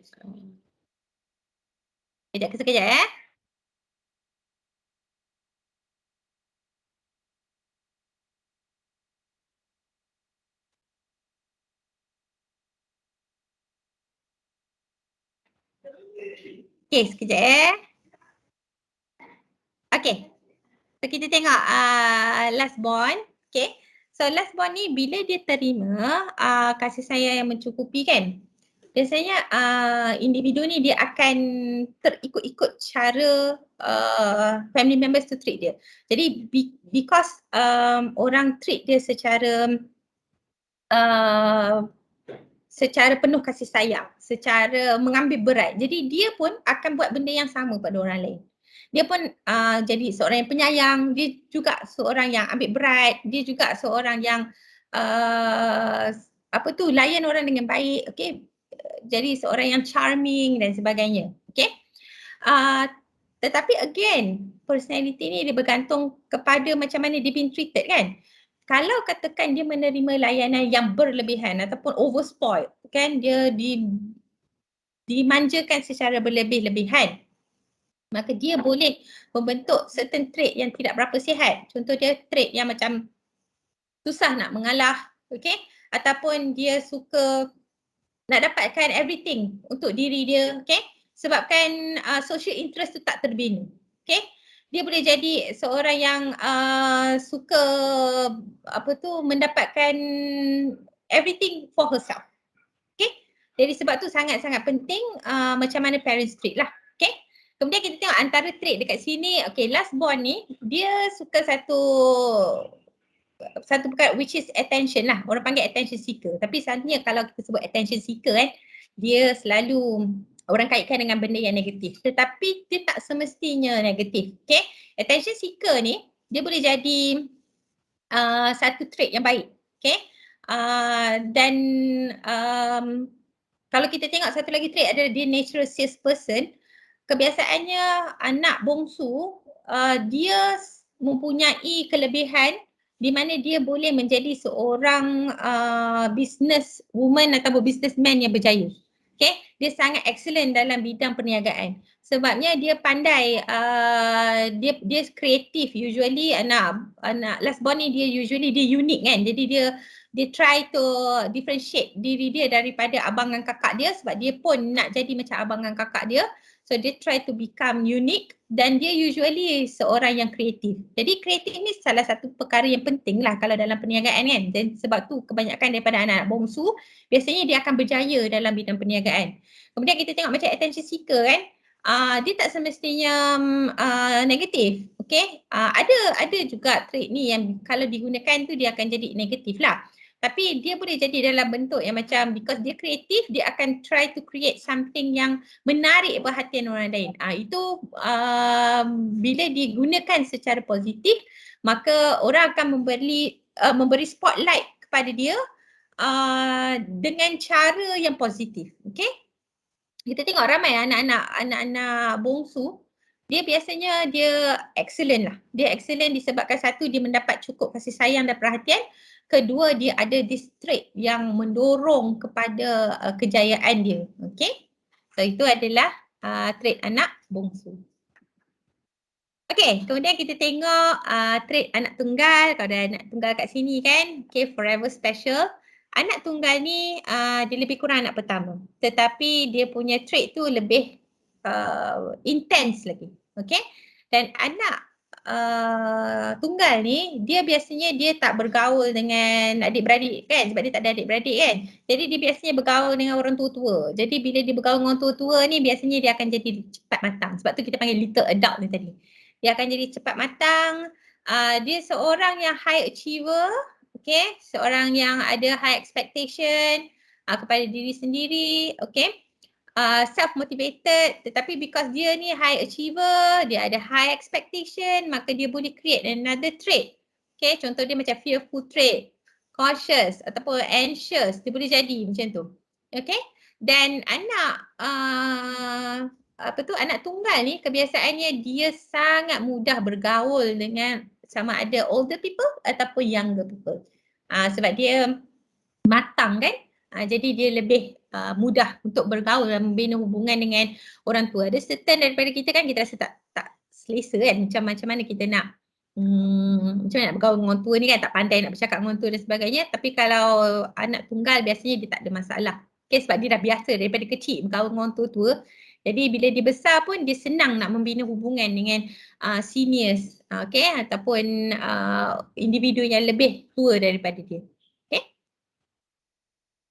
Okay, kemudian kita akan masuk kepada special bonds ni tadi. Okay, commonly ada anak sulung, anak tengah, anak bongsu, kemudian anak tunggal kan. Okay, tetapi ada antara situasi-situasi yang kita panggil special bonds lah. Okay, antaranya adalah the twin ataupun kembar. Okay, so, anak pertama saya adalah kembar lah. Okay, saya ada sepasang anak kembar, kemudian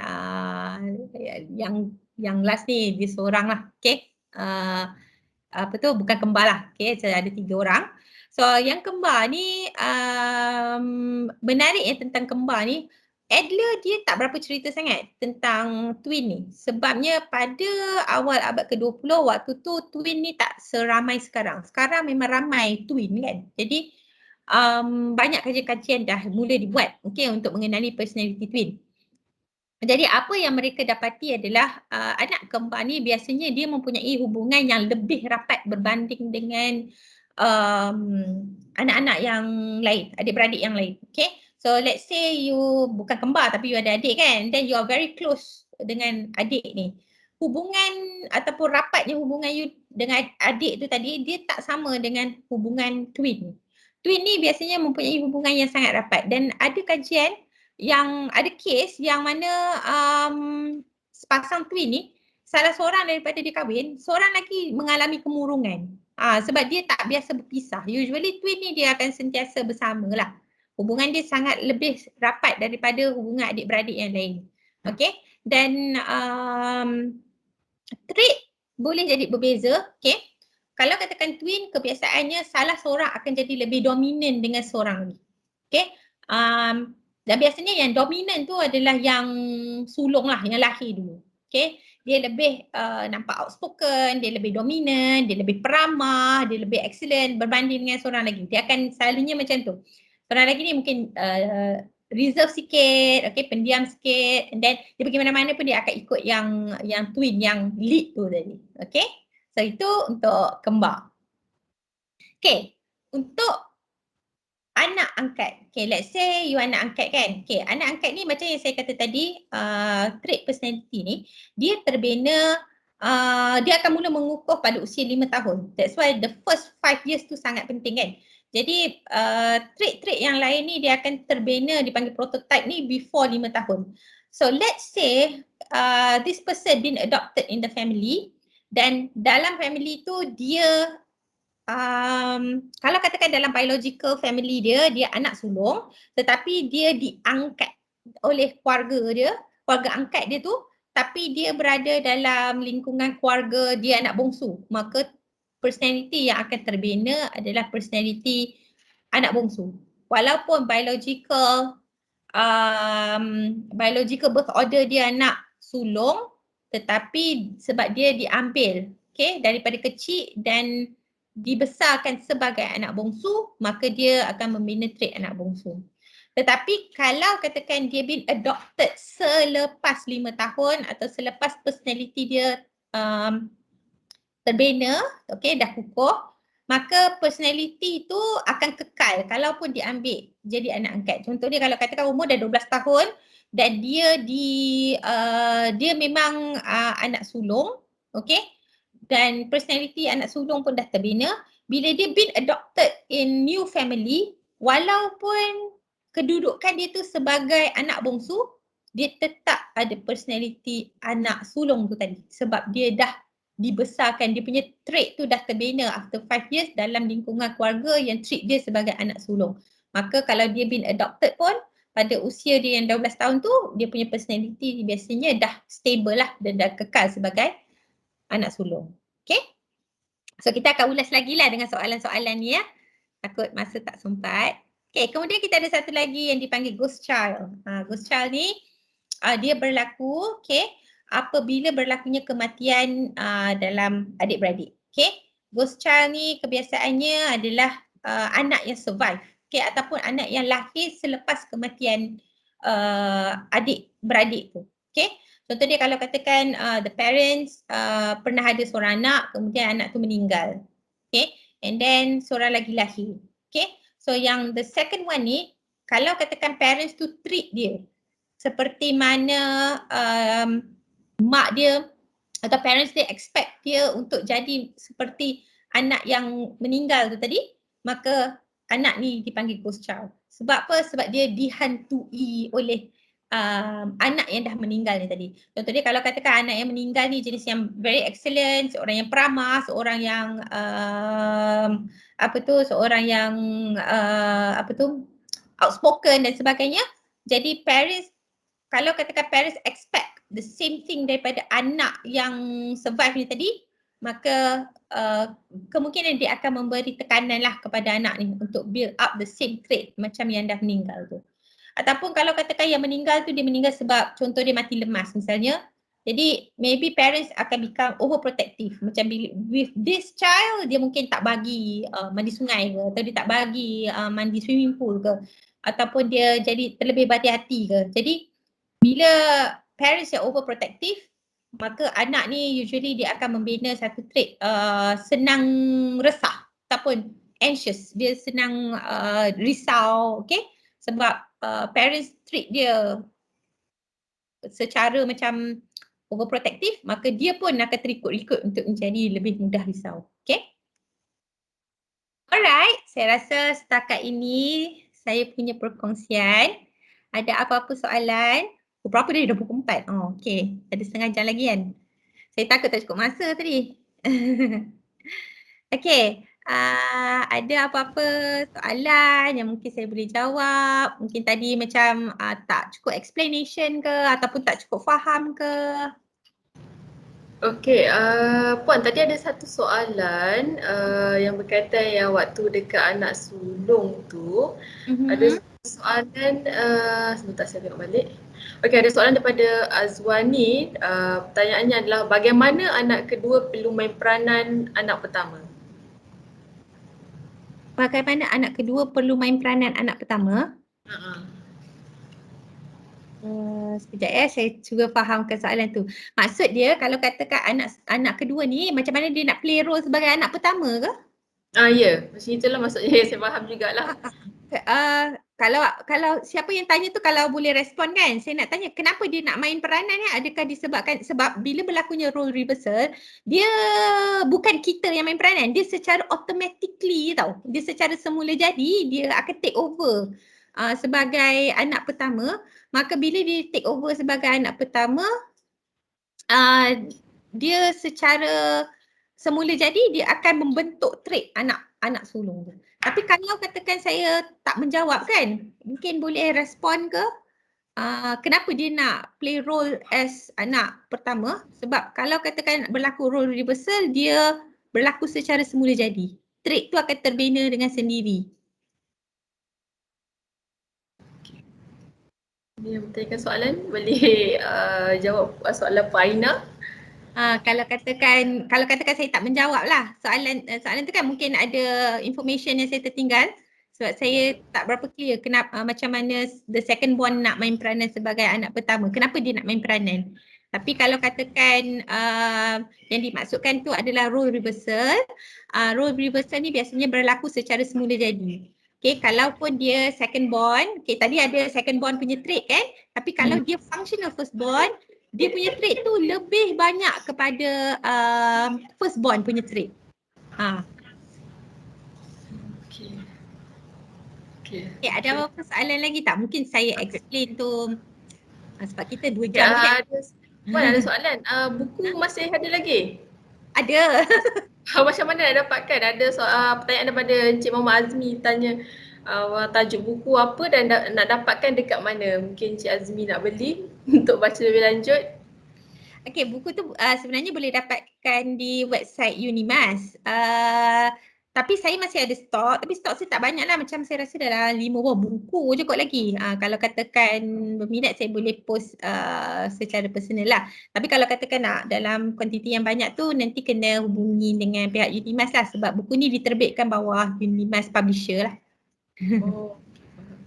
Okay, saya ada soalan tadi saya tertarik yang mana Puan katakan contoh dalam adik-beradik tu Puan katakan contoh ada 4 adik-beradik, nombor 1, 3 dan 4 adalah lelaki dan nombor 2 adalah perempuan.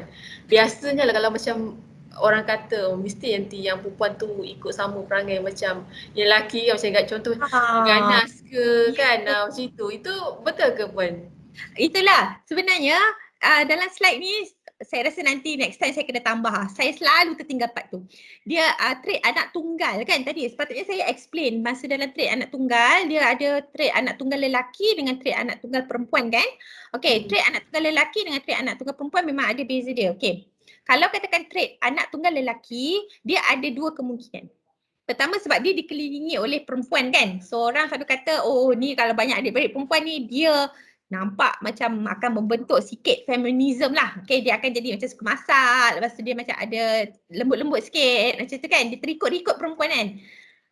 Yes, ada possibility untuk dia jadi untuk dia jadi seperti perempuan sebabkan faktor yang mempengaruhi dia. Tetapi dia boleh jadi juga dia menjadi seorang yang masculine. Kalau kebiasaannya lelaki dia ada lelaki yang macam very masculine kan. Ada lelaki yang macam masculine dia tak adalah macam obvious sangat kan. Tapi kalau anak tunggal lelaki biasanya dia akan berbentuk trait antara kalau dia tak jadi macam ke arah keperempuanan tu tadi, dia akan jadi seorang yang very manly. Okay, sangat masculine. Macam tu juga dengan perempuan.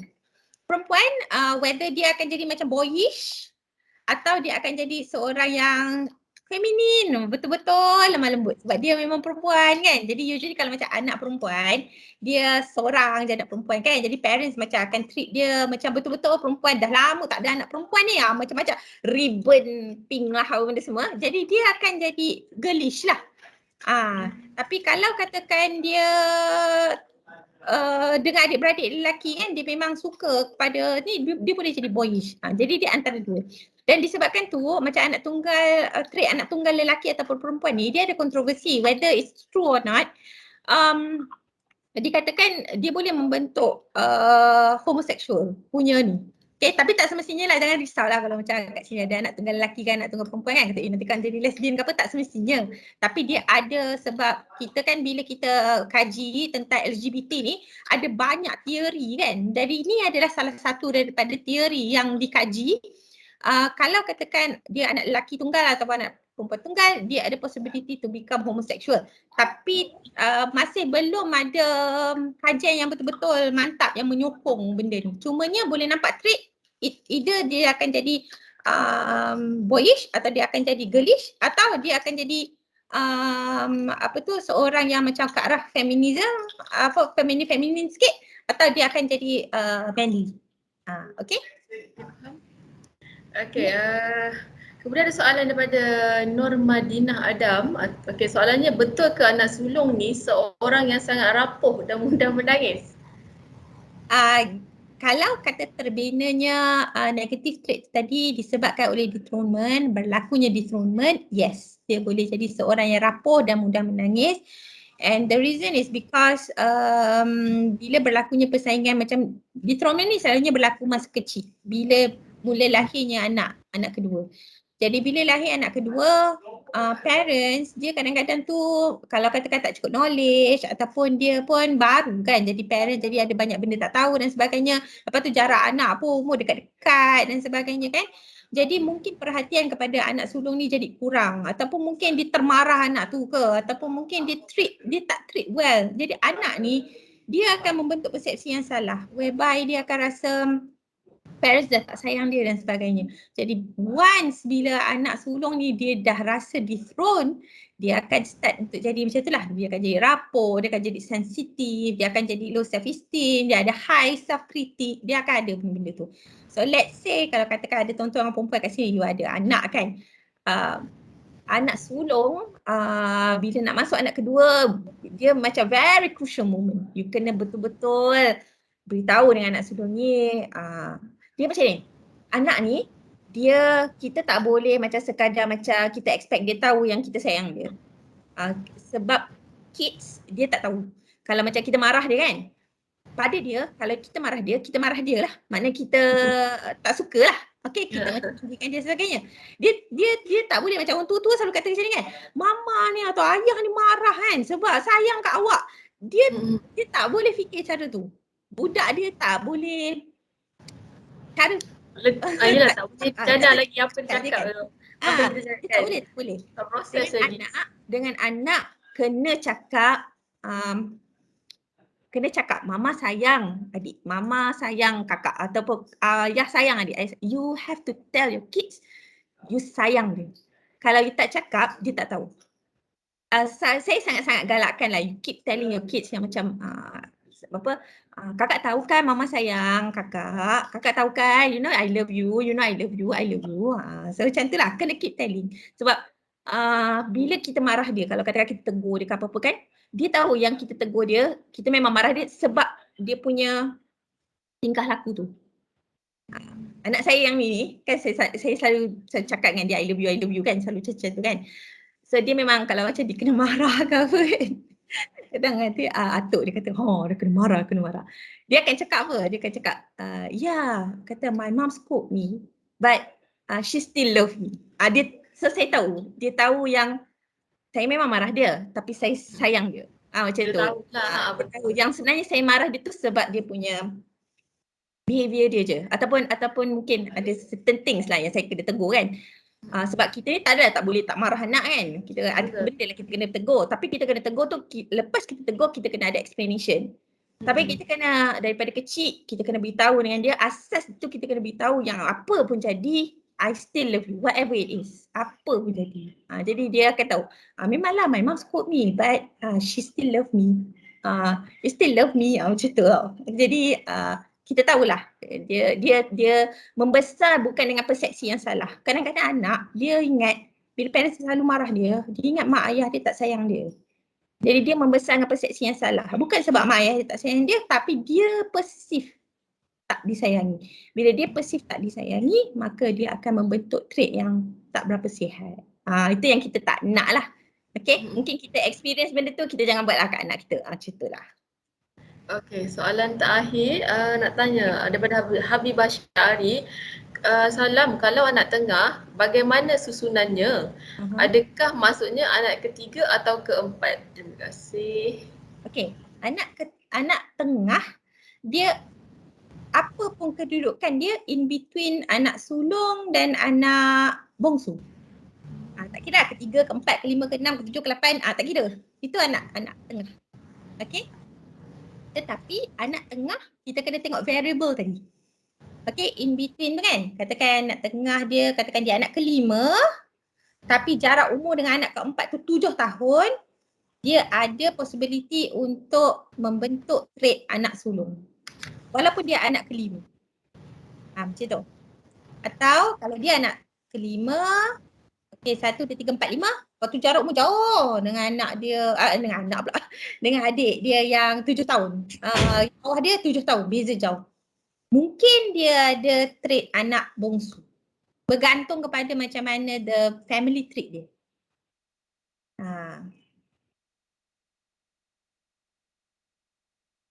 Kejap Rasa macam freeze.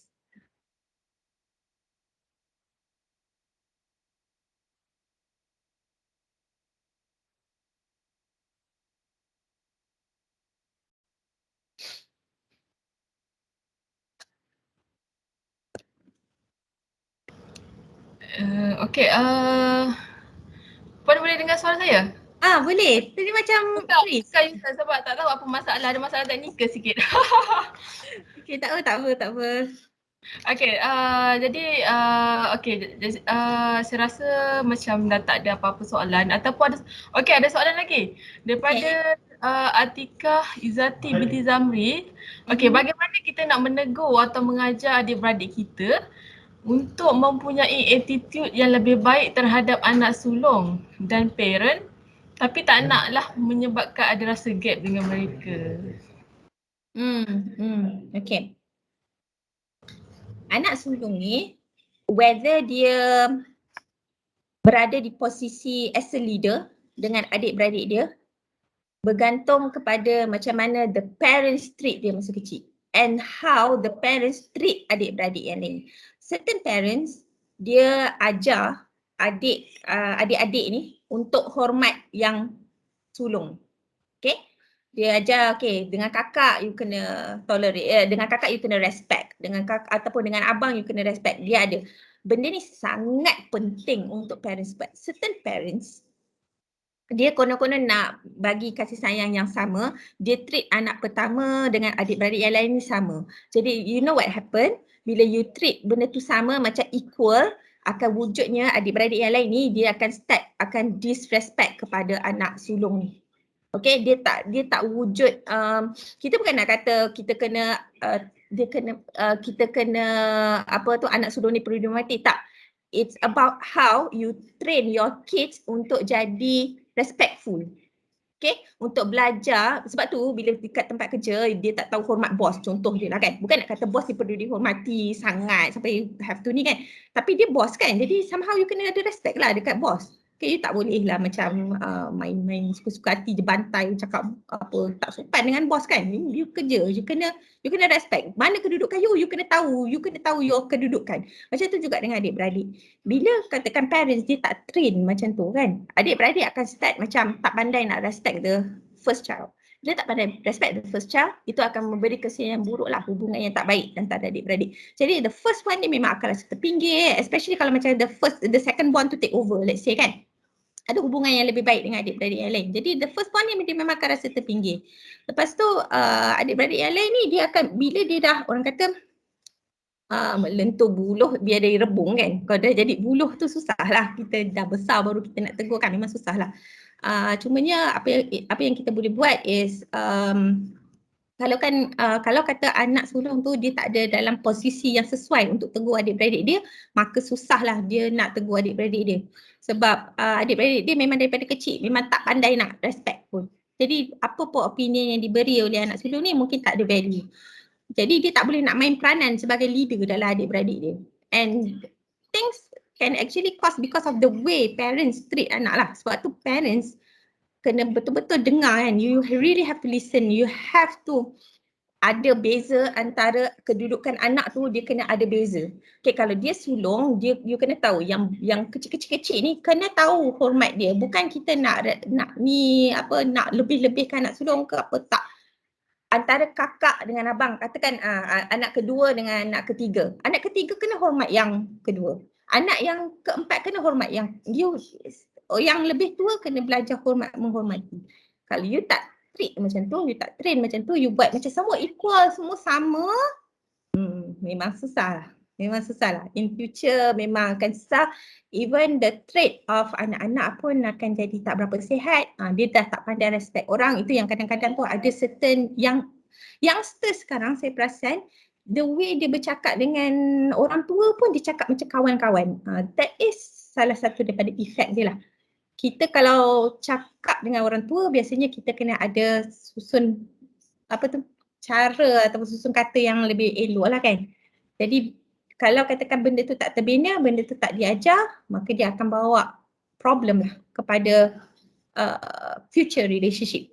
Di tempat kerja dia boleh jadi tak respect kawan, tak respect colleague, tak respect boss, dia boleh jadi. Sebab adik-beradik, hubungan adik-beradik ni ada social social interaction yang pertama kan. Jadi benda ni dia akan bawa keluar. Kalau dengan adik-beradik tak pandai hormat, kat luar memang dia tak pandai hormat lah. So kalau macam katakan macam mana nak tegur, kalau Atika ni anak sulung tapi you tak ada dalam position anak sulung yang boleh menegur, memang susah. Tapi kalau you in a position anak sulung yang memang kalau you tegur adik, adik tahu nak respect, senang lah. Senang untuk you tegur adik.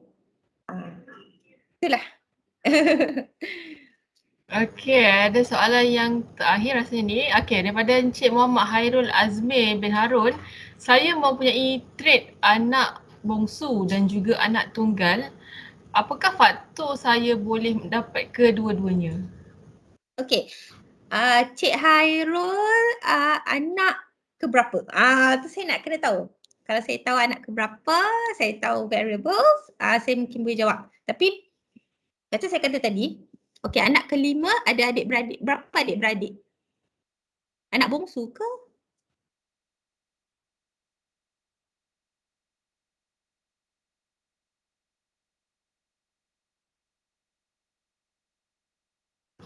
Ya, anak bongsu. Okey.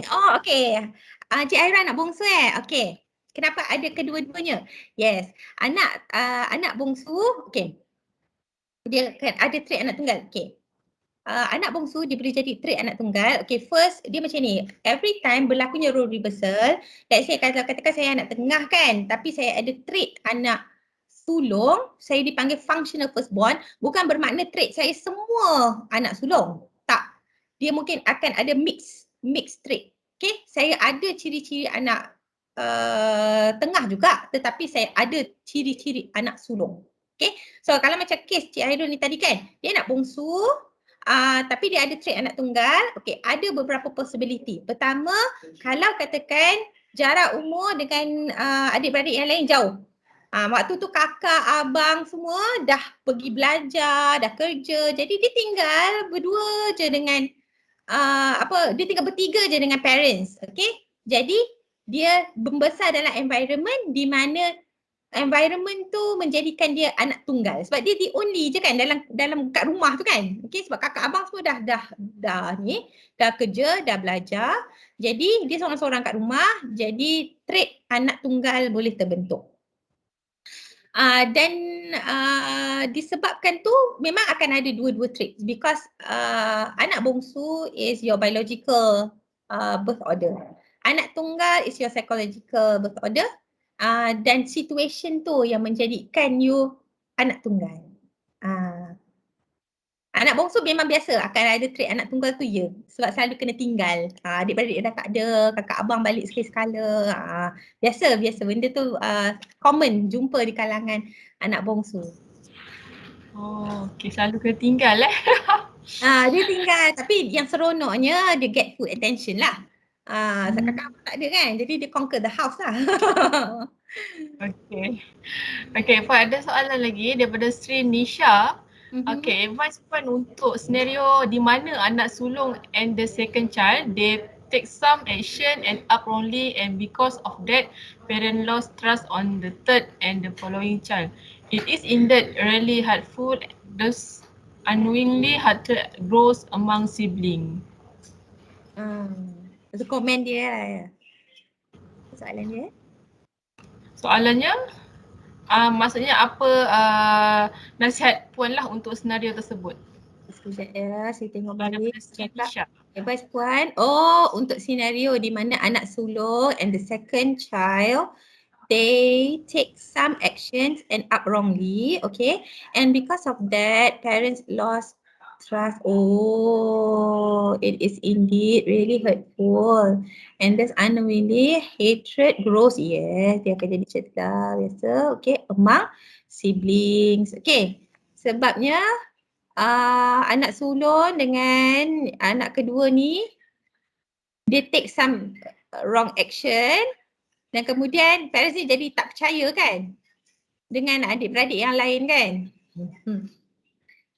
So anak sulung dengan anak kedua biasanya, sebab anak kedua ni biasanya dia akan jadi either functional firstborn lah. Jadi dia dua sulung ni biasanya dia akan jadi role model kepada adik-adik yang lain. Dan biasanya bila berlaku sesuatu macam yang Nisha share tu tadi, kedua-dua ni ada buat slack lah something. Jadi the trust of the parents tu dia tengok yang dua ni dah macam ni, jadi dia takut berlaku yang lain-lain ni berlaku sama. Maka dia akan menyebabkan adik-beradik yang lain ni itulah ada growth, ada hatred growth among siblings dan sebagainya lah kan. Okay. Bila berlakunya hubungan yang tidak baik dengan adik-beradik ni kan, dan disebabkan oleh disebabkan oleh perkara-perkara yang berlaku lah kan. Okay, kalau benda ni tak been intervene dari kecil, maka dia nak intervene bila dah besar ni agak sukar sikit lah. Okay, especially kalau katakan parents lepas dia dah, parents usually dia dah tua kan. Okay, the way they treat anak-anak mungkin dah tak ada apa dah kita boleh buat. That is how parents treat. Kalau katakan parents nak berubah pun, berubah yang macam umur-umur macam kita ni boleh lah nak ubah parenting style kan, sebab anak kita masih kecil. Kita still insyaAllah ada peluang tu untuk kita perbaiki. Tapi kalau katakan you adalah the victim, itu yang itu memang melukakan lah. Okay, so if let's say you are the victim, antara perkara kalau saya secara peribadi, kita ambil ni sebagai iktibar dan kita tak buat benda yang sama lah kepada anak kita. Kita try our best to become better. Not to say that our parents tak better, tak bagus dan sebagainya, bukan. Mungkin sebab knowledge, mungkin sebab errors ataupun kesilapan, kekurangan dan sebagainya tu, saya secara peribadi advise that kita belajar untuk forgive. This is when forgiveness concept comes in. Benda yang lepas kita tak boleh rawat dengan cara yang lain kecuali dengan cara forgiving. Sebab kalau benda tu kita hold, kita tak forgive, memang dia akan bawa sampai bila-bila. Saya tak tahu kat sini audience kan pernah tak tengok satu cerita Korea ni kan? Tajuk dia It's Okay Not to Be Okay. Okay, tajuk dia kita baru kupas last week. Tapi saya tak kan? It's okay not to be okay. Cerita ni saya suka tengok cerita dia pendek je, episod dia pendek tapi dia ada banyak pengajaran, dan antara pengajaran dia yang paling saya suka is dia kata kalau kata you tak forgive apa yang berlaku kepada diri you in the past, okay? Sekarang ni there's nothing you can do about how your parents treat you. There's nothing you can do. Hubungan dengan adik-beradik ni mungkin kita boleh cuba untuk perbaiki tapi kita tak boleh nak expect much. Tapi selagi benda yang lepas, hatred growth tu adalah disebabkan benda yang lepas kan. Jadi selagi you hold to that, you will become a soul that never grow. So saya rasa benda tu sangat beautifully written. Selagi you tak forgive, if you don't forgive your past, okay, you will become a soul that never grow. A soul that never grow means that you still terikat dalam relationship masa kecil. Masa kecil kan bergaduh kan? Masa kecil bergaduh, tapi because you tak forgive, benda tu bawa ke besar. So you actually berada dalam soul yang tak grow. You still keanak-anakan. So macam sekarang, kalau personally saya advise, forgiveness adalah konsep yang paling penting. tak ada apa kita boleh buat. Benda lepas tak ada benda kita boleh ubah. So nak ke depan, nak move on, kita kena forgive. Kena let go, kena forgive. Okey, soalan terakhir daripada Hidayah. Jika saya dilahirkan sebagai anak kelima daripada 8 kelahiran, saya anak tengah ke? Okay. Ya, secara biologi, kemungkinan secara psychological birth order berbeza bergantung kepada variable yang saya ulas awal-awal tadi. Kepada faktor age spacing, kepada variable gender punya susunan gender kan. Bergantung kepada the way your parents treat you. Okay, kalau macam parents tu strict, jenis yang strict, ada possibility anak-anak semua ada trait macam anak first. Ada. Tapi kalau macam parents tu very flexible, mungkin anak tu akan bentuk trait yang flexible. Okay. So kalau katakan, siapa tadi tanya tu? Dia bagi statement macam tu je. Secara biologinya yes. Tapi kalau kita ambil kira variable-variable, kemungkinan ada perbezaan. Okey, mungkin saya boleh buat ulasan sikit yang mana macam tadi Puan Aina katakan. Saya pun dah lupa yang isu orang kata dia punya masuk-masuk ordinal kelahiran tu berdasarkan tanah, api, air dengan angin tu kan. Saya rasa macam dah lama tak dengar dan dah lama tak baca, tak tengok. Bila Puan Aina balik macam okey betul dulu ada.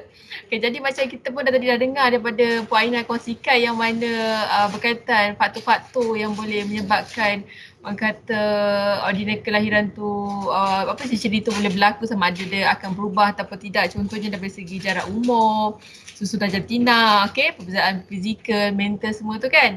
Okey, jadi apa yang saya dapat yang saya rasa para peserta pun boleh dapat, saya rasa adalah yang mana semua hadirin sedikit sebanyak dapat memahami apa masuk-masuk ordinal kelahiran tu dan apakah menyebabkan faktor-faktor tu berlaku.